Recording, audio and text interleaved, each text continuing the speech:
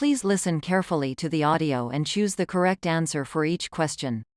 You may take notes if you wish to help you remember important details. Write down your answers on the provided answer sheet. Pay close attention to the details in the audio. Good morning, class. Today, we'll be discussing different research methodologies.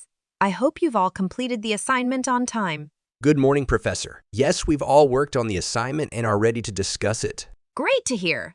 Let's begin the lecture with an overview of various research methods. Professor, where can we find additional resources for our research projects? The library on campus is an excellent place to start.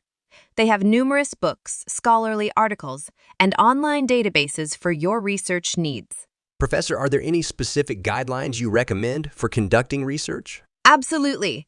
In our next lecture, I'll highlight key principles and guidelines for conducting effective research. Professor, how much weightage will the exams have in determining our final degree? The exams will play a significant role in evaluating your understanding of the course material. They will contribute towards your final grade. Now, here are 5 multiple-choice questions based on the dialogue. 1. What is today's topic of discussion? A. Campus. B. Exams. C. Research methodologies.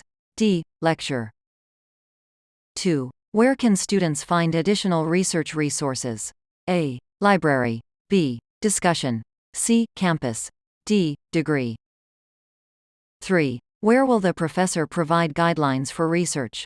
A. Lecture. B. Assignment. C. Campus. D. Discussion. 4. What is the professor's response when asked about exams weightage? A. They are irrelevant. B. They don't matter. C. They contribute to the final grade. D. They are optional. 5. What is the purpose of the student's question about research guidelines? A. To understand the importance of exams. B. To plan their library visit. C. To clarify instructions for an assignment. D. To ensure proper research conduct.